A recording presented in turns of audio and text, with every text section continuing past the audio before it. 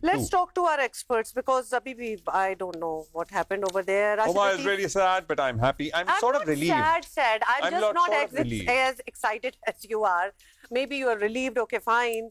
Sohail Imran भी हमारे साथ हैं. राशिद भाई, हमने बहुत आला कल खेल लिया था और उन्होंने अच्छा नहीं खेला था. क्या रीजनिंग देंगे? प्रेशर निकल गया था हमारे ऊपर. कोई प्रेशर नहीं था ऐसा, तो हमने कहा कि क्यों ना हम भी कुछ बचा लें अपना. या फिर चेंजेस उनकी साइड पे भी थे. उनके भी 3-4 चेंजेस वर्कड. राशिद भाई जी, एक तो मुबारक हो आप लोगों को, बहुत बड़ी कामयाबी मिली पाकिस्तान को. अगेंस्ट 10th पोजीशन है रैंकिंग में उनकी. और एक चीज ये देखनी पड़ेगी कि हम 8 रैंकिंग में, वो 10th पे है. उन्होंने 2-0 जीत चुके थे कल से पहले और उन्होंने अपनी 5 चेंजेस की. एक दुनिया की 10वें नंबर की टीम ने अपनी 5 चेंजेस की है पाकिस्तान के खिलाफ. इससे वर्स्ट टाइम नहीं आ सकता पाकिस्तान क्रिकेट पे. नो डाउट जीतना चाहिए था, हमें 3-0 करना चाहिए था. साहबजादा फरहान हमारा ऐसा प्लेयर है जो करता हुआ आया और हमने सबने यही बात की थी, तो खेलना चाहिए. लेकिन फखर जमान क्यों बैठे इसका नहीं पता चला. वो एक ही प्लेयर है जो मैच प्लेयर हम कहते हैं, वो हर दूसरे दिन के बाद वो मैच नहीं खेल रहे हो. या तो डिसाइड कर लें कि उनको पूरे सीरीज खेलनी है या नहीं खेलनी है, ये चीज है. लेकिन जीत होती है. कोई अच्छी बॉलिंग की, सलमान मिर्जा आउटस्टैंडिंग रहे through out the series. 7 wicket लिए और अच्छे लग रहे हैं. T20 में वो बॉलर लग रहे हैं. और हारिस ने मायूस किया बहुत ज्यादा. कल भी कैच भी ड्रॉप हुआ, फिर आउट भी हो गए. साइम अयूब अगेन जो हमारे यंग प्लेयर है, वो बहुत अच्छा परफॉर्म नहीं कर रहे. कल थोड़ा बहुत रन किए हसन नवाज ने, लेकिन बड़ी साइंस पाकिस्तान का अभी भी है क्योंकि अब जा रहे हैं हम बड़े टूर्नामेंट में जाने वाले. 2 बिग इवेंट है, एक एशिया कप है, एक वर्ल्ड कप है. आपको लग रहा है कि कल साइम का रिदम भी ऐसा लग रहा था थोड़ा थोड़ा वापस आ रहा है, मतलब, या फिर अभी उनको एक मजीद बड़ी इनिंग की जरूरत है? एक इनिंग की जरूरत है. देखिए, रिदम आए ना आए वो अलग चीज है, लेकिन अगर आपके सामने रन जगह में, फिर उसके बाद जो आने वाली इनिंग्स होती है वो बेहतर हो जाती है. साइम अयूब काफी वक्त हो गया अभी, हम जो जैसा चाहते हैं, क्योंकि उम्मीदें उनसे जिससे उम्मीदें होती हैं, हम चाहते हैं कि वो रन करे और वो रन नहीं कर रहे. और ये पाकिस्तान के लिए सोचने का मुकाम.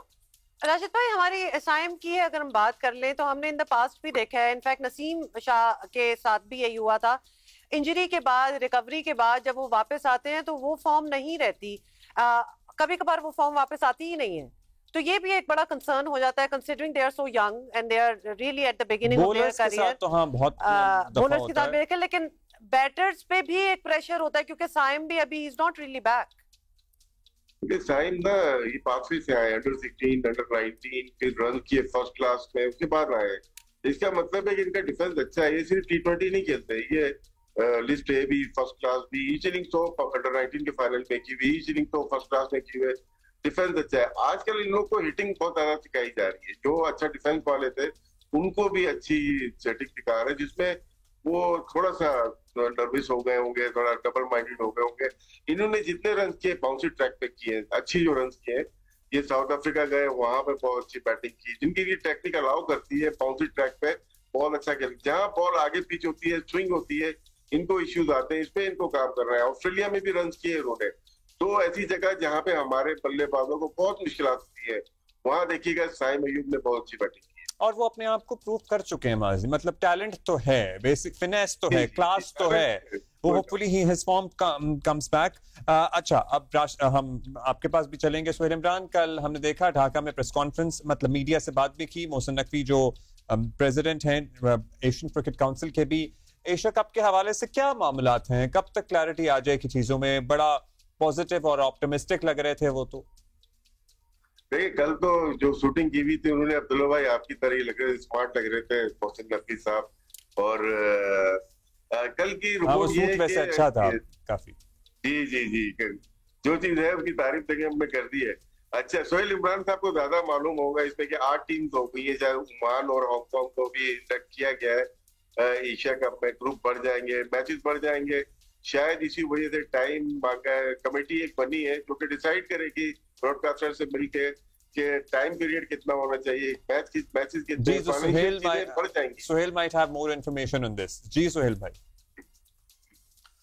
दुल्ला, अगर हम देखें आज से 3-4 रोज पहले तो लग ऐसे रहा था कि जैसे एशियन क्रिकेट काउंसिल का ढाका में जो एजीएम है वो नहीं हो पाएगी, क्योंकि उसमें कोरम पूरा नहीं होगा। बहुत ज्यादा बातें आई, उसमें ये कहा गया कि अफगानिस्तान को भी अपने साथ मिला लिया गया है और इंडिया तो आएगा नहीं, उसने श्रीलंका को भी और ओमान को भी अपने साथ मिला लिया। और लेकिन ऐसा हुआ नहीं है, बल्कि पहली मरतबा ऐसा हुआ है कि 25 अरकान जो हैं उनका कोरम मुकम्मल हुआ। और यही वजह जिसकी तारीफ राशिद भाई ने भी की और आप भी जिस तरह बता रहे हैं कि मोहसिन नकवी जो एसीसी के सदर हैं वो बड़े कॉन्फिडेंट दिखाई दे रहे थे, तो ये उनकी एक, मैं समझता हूँ, एक कामयाबी थी उस प्लेटफॉर्म के ऊपर कि सबको उन्होंने इकट्ठा किया और साथ लेकर चलने की बात की और सियासत को दूर रखने की बात की। और यही एक मैसेज था और ये डायरेक्टली मैसेज था इंडिया को कि तमाम मामला जो हैं हमें इस प्लेटफॉर्म के ऊपर, बल्कि क्रिकेट के अंदर सियासत को नहीं लेके आना चाहिए। जहां तक एशिया कप में बात है तो वो, क्योंकि होस्ट आपके इल्म में है कि इंडिया है और इंडिया ने अपने तमाम तर मामला तय करने हैं,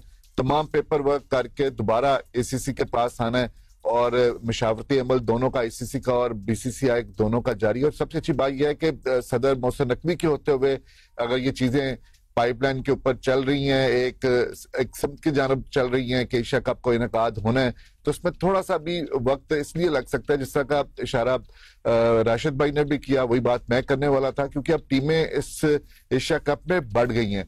जो पहले जिस ब्रॉडकास्टर, स्पॉन्सर्स और दूसरी विंडो के हवाले से बात हुई, उस में जो मुजव्जा शेड्यूल दिया गया था उसमें मैचेस कम थे। अब क्योंकि विंडो बढ़ रही है, ड्राफ्ट उसमें जो ग्रुप्स होंगे उनके टीमें बढ़ने की वजह से मैचेस ज्यादा होंगे, इसलिए अब वो दोबारा बीसीसीआई जो होस्ट है वो अपने ब्रॉडकास्टर जिन्होंने करना है सारे मामला और उसके साथ साथ जो स्पॉन्सर्स हैं और विंडो देखनी है, अबू धाबी और दुबई जो 2 वेन्यू को शॉर्टलिस्ट किया गया, वहां पर उन्होंने ये देखना है कि उनकी अवेलेबिलिटी क्या है, होटल्स देखने हैं। ये सारा जो ग्राउंड वो है लॉजिस्टिक के जो काम है वो मेरे ख्याल में इसमें हफ्ता 10 दिन लग सकते हैं। और क्योंकि वक्त बड़ा कम रह गया है, जुलाई खत्म होने को है, अगस्त रह गया है, बाकी 1 महीना तकरीबन आप कह सकते हैं कि बाकी है तमाम तर मामलात को एक हतमी शक्ल भी देना है। अच्छा, 2 डेट्स जो हैं बिल्कुल, अब ये चले एशिया कप के हवाले से तो अभी बहुत सी चीजें हो रही हैं। 2 डेट जल्दी से बता दो सर। जी जी जी जी 5 और 10 के दरमियान शुरू करने की बात हो रही है। अगर इस तरह 5 और 10 के दरमियान शुरू होता है सितंबर में, तो फिर उसको 10 को शुरू होता है तो फिर उसको 28 तक लेके जाना पड़ेगा। अगर 5 को शुरू होता है तो उसको 22 को खत्म करना पड़ेगा। तो ये इस हवाले से जो है वो मामला को हतमी शक्ल दी जा रही है। अच्छा, अब ये भी बताइएगा बाकी हमारे क्या टूर्नामेंट्स, उनकी भी थोड़ी सी बात हो जाए। पाकिस्तान ने वेस्ट इंडीज भी जाना है गालिबन, कोई डिसीजन मेकिंग ऐसी भी होनी थी? जी जी जी हुमा, अभी अगली असाइनमेंट वेस्ट इंडीज के खिलाफ 3 T20 मैचेस हैं जो फ्लोरिडा में खेले जाने हैं और कभी इम्कान यही है कि T20 टीम का अनाउंसमेंट जो है वो आज कर दिया जाएगा। 2 से 3 तब्दीलियां जो है वो मतवक्को हैं कि इस स्क्वाड में होंगी T20 के। आज पहला ग्रुप जो है वो बांग्लादेश से दुबई पहुंचेगा, दूसरा कल पहुंचेगा। तो इसी तरह उनकी रवानगी भी दुबई से, इसी वक्फे के साथ उनकी रवानगी भी वहां से अमेरिका के लिए होगी। और 3 वनडे मैचेस जो मेरी इतलात है उसके मुताबिक 3 one day matches as per schedule होने जा रहे हैं वेस्ट इंडीज के खिलाफ, जो कि वेस्ट इंडीज में ब्रायन लारा स्टेडियम में ट्रिनिडाद में खेले जाएंगे। उसके लिए स्क्वाड का अनाउंसमेंट भी होगा आज, उसके ऊपर भी हतमी फैसला हो सकता है। अगर वो वनडे सीरीज होती है तो उसके लिए अलग स्क्वाड होगा और उसमें जो पुराना पाकिस्तान का स्क्वाड है जिसने न्यूजीलैंड के खिलाफ आखिरी मरतबा सीरीज खेली थी वनडे की, वो वाले खिलाड़ी जो हैं वो भी शामिल होंगे। वो भी जाहिर है वो उसका का हिस्सा थे, वो होंगे। राशिद भाई, हम जरा अब एशिया कप की भी जाहिर है राह हमवार हो रही है, होगा कुछ मुजब्बज़ा डेट्स भी आ रही हैं। टीम सिलेक्शन इस टूर्नामेंट में भी आपको कुछ रिजर्वेशंस थी। अब हम यहाँ से सीख के क्या टीम सेलेक्ट करें to go to the Asia cup. And also कल जो सलमान मिर्जा की परफॉर्मेंस थी, जो लाहौर कलंदर के आखिरी 3 मैचेस भी खेलते हुए आए और फिर लाहौर चैंपियन भी बना, और कल भी उनकी आउटस्टैंडिंग परफॉर्मेंस थी। How important an asset can he be for the future for Pakistani team?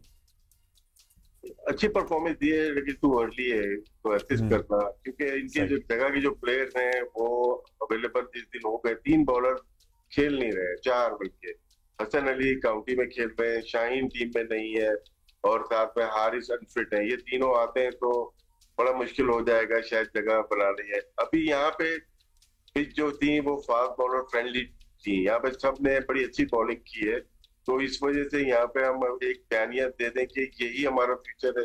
शायद टू अर्ली होगा। नेक्स्ट जो टीम बननी है मुझे ऐसा मेरी ख्वाहिश है कि हमारी बॉलिंग तगड़ी हो जाए, थोड़ी सी मजबूत होना जरूरी है इस टूर्नामेंट में। हम बॉलिंग की वजह, बैटिंग तो हमारी खराब खेली, लेकिन बॉलिंग हमें फास्ट। तो इसमें फिर राशिद भाई हमने अब वेस्ट इंडीज में क्या स्पिनर्स को लेके जाना है, फास्ट बॉलर्स को लेके जाना है? Obviously that also depends on the conditions. तो क्या वहां कंडीशन होती है और हमारे कौन से बॉलर्स वहां बेहतर परफॉर्म कर पाएंगे? देखिए, रूटीन पे आना पड़ेगा हमें। जिस तरह से यहाँ पे हमारी स्पिनर खेले वो ठीक है, लेकिन फास्ट बॉलर की शायद थोड़ी सी गुंजाइश यहाँ पे मौजूद है। फ्लोरिडा में अगर मैचेस हैं तो वहाँ पे हाई स्कोरिंग गेम भी हुए हैं, 200 रन भी हुए हैं वहाँ पे। इंडिया वेस्ट इंडीज के मैचेस होते हैं, जब इस टाइप की पिचेस होंगी वहां पे आपको पूरे बॉलर चाहिए होंगे, टॉप बॉलर चाहिए होंगे हमारे। शायद ये जो यहाँ पे खेल रहे हैं इतने सक्सेसफुल वहां पे हो सकता है ना। Got it. चले जी, वो जी, फिर आपसे बात करेंगे जब अनाउंसमेंट हो जाएगी। Thank you Suhan, thank you.